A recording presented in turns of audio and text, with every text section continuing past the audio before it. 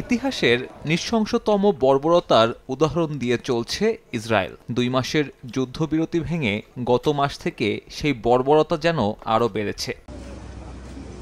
শেষ 1 মাসেরও কম সময়ে অন্তত 500 শিশুকে হত্যা করেছে ইসরায়েলিরা। ফিলিস্তিনিদের প্রতি সংহতি প্রকাশ করে নানান দেশ নানানভাবে প্রতিবাদও জানাচ্ছে।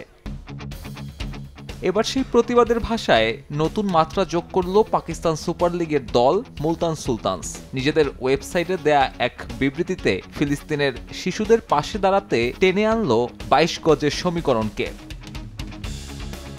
চলতি আসরে মুলতান সুলতানসের ব্যাটারদের প্রতি ছক্কায় কিংবা বোলারদের নেয়া প্রতি উইকেটের জন্য 1 লাখ করে রুপি যোগ হবে ফিলিস্তিনি শিশুদের সাহায্যের জন্য গঠিত তহবিল প্যালেস্টাইন চিলড্রেন্স রিলিফ ফান্ডে।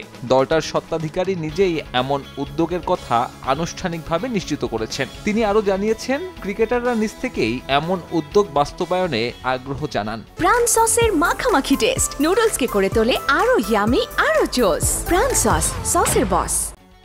এবারের পিএসএল এর মাধ্যমে আমরা ফিলিস্তিনকে সহায়তার সিদ্ধান্ত নিয়েছি। আমাদের ব্যাটসম্যানদের প্রতিটি ছক্কায় ফিলিস্তিনের তহবিলে 1 লাখ রুপি করে দেয়া হবে। বোলাররাও এ উদ্যোগে সামিল হতে চেয়েছে। সিদ্ধান্ত হয়েছে বোলারদের প্রতি উইকেটেও 1 লাখ রুপি দেয়া হবে।